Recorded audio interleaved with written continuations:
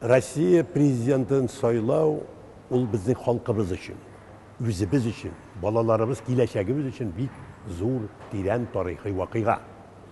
Менә шуңа күрә үзебезнең һәм балаларыбызның киләчәге менә шушы көнне хәл ителә дә. Әгәр дә көчле Россиягә көчле президент кирәк дибез икән, безгә барыбызга да сайлау участокларына барып, тавышыбызны бирергә кирәк. Чөнки bu сайлауларда һәрбер тавыш бик тә мөһим булачак. Бигрәк тә мен үзебезнең яшьләребезне чакырам, беренче сайлауларга баручы яшьләребезне һәммәсендә бу сайлауларга катнашуын сорыйм. Чөнки бу бик мөһим дип уйлыйм мин бүгенге көндә. Дөньяда менә нинди хәлләр барын беләбез, күрәбез әйбет. Барысы да бүген безнең үзебездән тора, дуслар.